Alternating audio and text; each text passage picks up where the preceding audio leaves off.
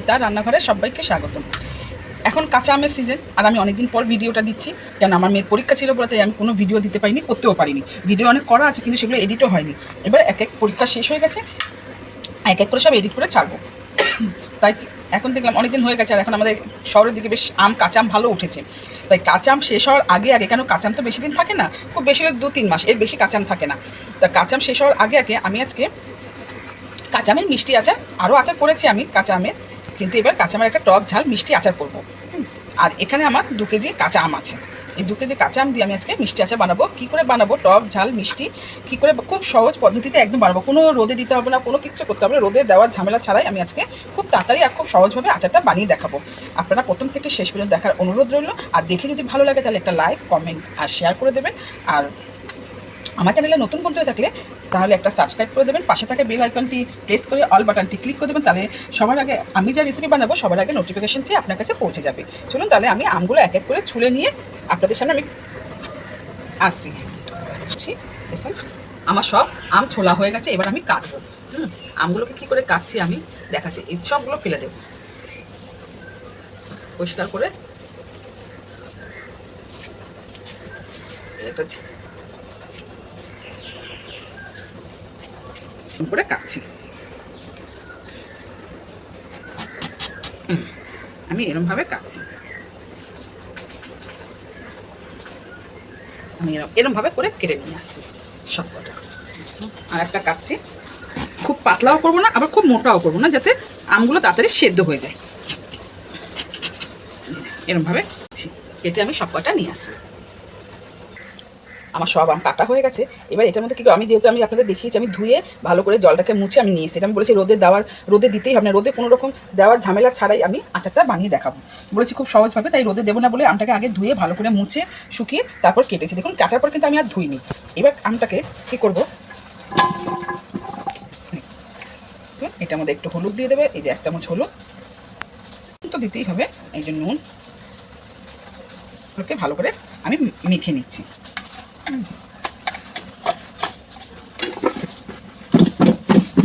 এই দেখুন আমি দুটোতে করে মেখে নিয়েছি, কারণ গামলা অনেক ভর্তি হয়ে যাচ্ছিলো।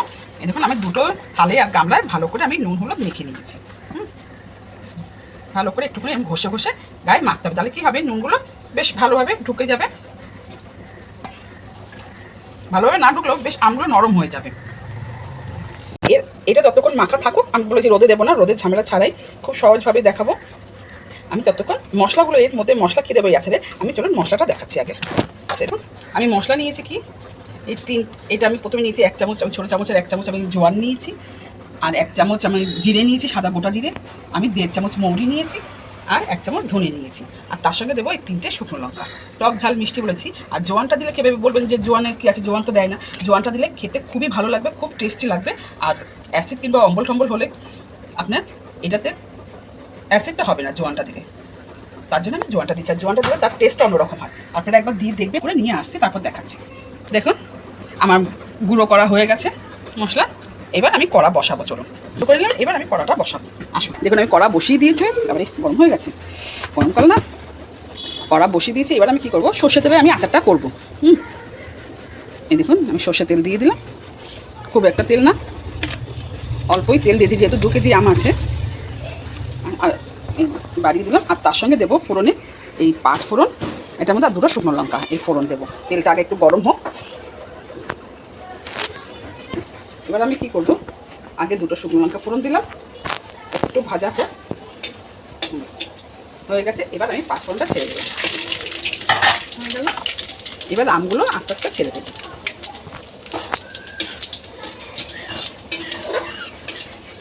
এই আমগুলোকে এবার ছেড়ে দেবো।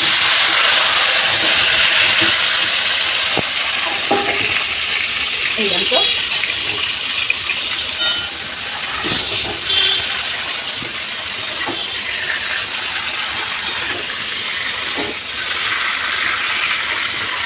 একটু ভাজা ভাজা করি, তারপরে আমি কড়া বসিয়ে দিয়েছি। আর একদিকে আম আমার হচ্ছে, ওটাও বসিয়েছি। এটা আমি কি করব, এই গুড়টাকে আগে একটু গলিয়ে নেবো। আমি নিয়েছি আখে গুড়, আপনারা যে কোনো খেজুর গুড় দিয়েও করতে পারেন। আমি আখে গুড় নিয়েছি। আর আমি 2 কিলো আমের জন্য আমি মশলা খুব অল্প মশলা দিয়ে, যেগুলো মশলা রেগুলার আমরা রান্নার কাজে লাগে সেই মশলাই দিয়েছি। আমি এর থেকে বাইরে কোনো মশলা এক্সট্রা দিইনি। এবার আমি কী করব, গুড়টাকে আমি গলিয়ে নিচ্ছি, একটু গলিয়ে নেবো কেন, তাহলে কি হবে, এই গুড়ের মধ্যে তো অনেক নোংরা থাকে, নোংরাগুলো আমি ছেঁকে নিতে পারবো, আমি ডাইরেক্ট গুড়টা দেবো না। আর আমি তো 1 কেজি গুড় দিলাম, আপনারা যদি মনে করেন যে কম বেশি একটু বাড়িয়ে নেবেন তাও করে নিতে পারেন। আমি কিন্তু ঘরে থাকা একদম মশলা, ঘরোয়া উপকরণ দিয়েই আমি বানাচ্ছি, খুব অল্প সীমিত মশলা। আর আপনারা যদি ঝালটা একটু বেশি খান তাহলে আরও আপনি 3টে শুকনো লঙ্কা কি 4টে শুকনো লঙ্কা দিয়ে নেবেন, কারণ আমরা তো শুকনো লঙ্কা খাই না, তাও আমি যেহেতু আচার তাই আমি একটু শুকনো লঙ্কা দিয়েছি, মানে ভাজা মশলাটা দিয়েছি। এবার এটার মধ্যে কী করবো, একটু জল দিয়ে আমি একটু পাতলা করে নেব, একটু আমি জল দিয়ে দিচ্ছি।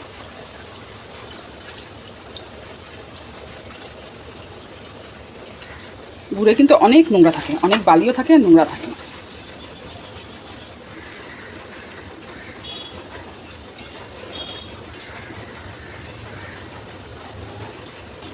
মিষ্টিটা আপনাদের ইচ্ছে মতো নেবেন অনুযায়ী।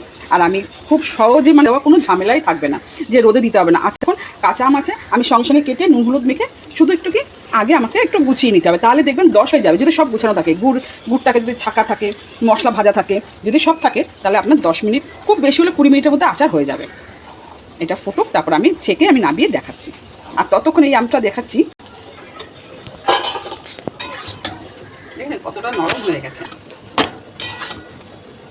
এই নরম হওয়াতে নুন সব ঢুকে গেছে, নরমও হয়ে গেছে।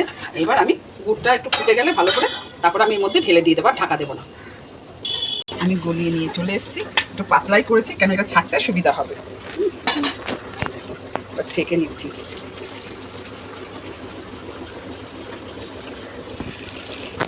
আমি শুধু এটা দেখানোর জন্য, এই দেখুন, দেখেছেন দেখেন এই কড়াতে কত বালি, দেখুন খেজুর গুড়ে এতটা নোংরা থাকে, তার জন্য এত পাতলা করে আমি, দেখেছেন পুরো বালিয়ে, দেখুন আমি দেখাচ্ছি আপনাদেরকে। এটা না, এখন যেতে হবে, এটা ঠিক লাগাবো না। এবার সোজা আমি যাচ্ছি ওখানে, বেশ ভাজা ভাজা হয়ে গেছে, নরমও হয়ে গেছে। দেখুন এবার কী করবো, আমি গুড়টা ঢেলে দেবো। আর আমি খুব সহজ বলেছি, সহজভাবেই বানাবো, সহজ পদ্ধতিতে, একদম কোনো বাইরে কিছু কিনে যেতে হবে না, সব ঘরের মশলা। পাঁচফোড়ন আমাদের রান্নার রোজই লাগে, শুধু গুড়টাকে কিনে আনা যা। এবার কী করবো, এই গুড়টাকে আমি এবার ঢেলে দেবো।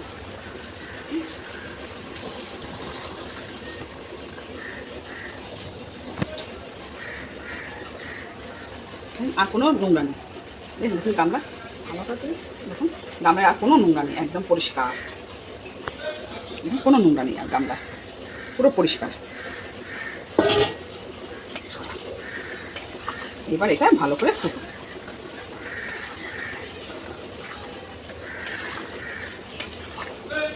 এবার এটা একটু ফুটুক, তারপর আমি মশলা দেবো। মশলা আপনারা ঝাল কম বেশি করে নেবেন, যেহেতু আমরা তো শুকনো লঙ্কাটা খাই না, তাই আমার মেয়েও আছে, আমার মেয়ে আচার ভালোই বাসে, মিষ্টি আচার, তো ওই জন্য শুকনো লঙ্কাটা আমি 3টে দিয়েছি। আপনারা যদি পারেন 2 কেজিতে আপনারা 4টে 5টা, ঝাল যেরকম খাবেন সেরকম বুঝে দেবেন। এটা ফুটুক, তারপর আমি আপনাদের দেখাচ্ছি।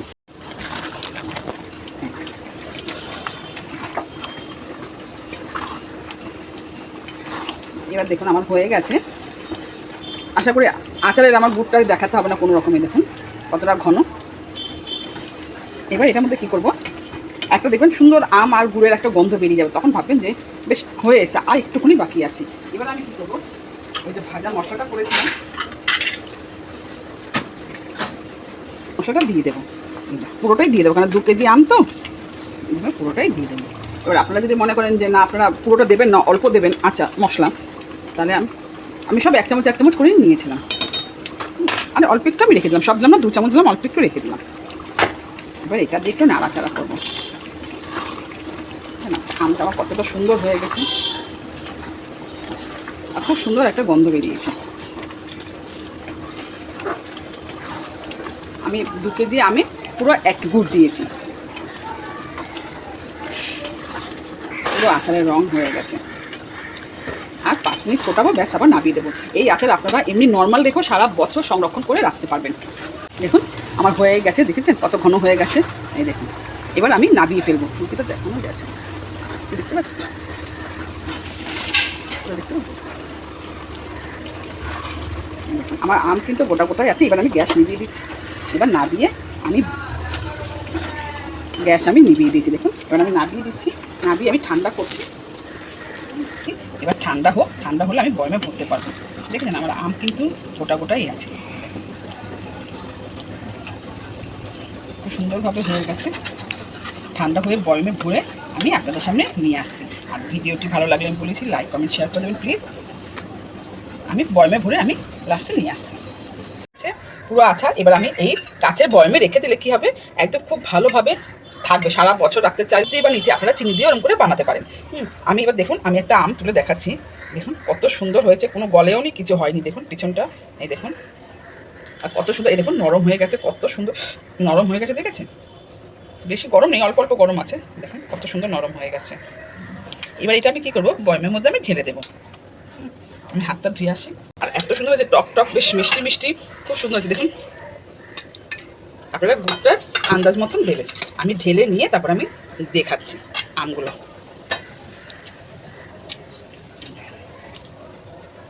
আমি নিয়ে ভিডিওটি কেমন লাগলো প্রথম থেকে শেষ পর্যন্ত তো দেখার অনুরোধ ছিল। আর ভিডিওটি প্রথম থেকে শেষ পর্যন্ত দেখে কেমন লাগলো আপনারা কমেন্ট করে জানাবেন। আর আচারটা আমার কেমন আছে সেটাও আমাকে কমেন্ট করে জানাবেন। প্রথম থেকে শেষ পর্যন্ত দেখার জন্য অসংখ্য ধন্যবাদ।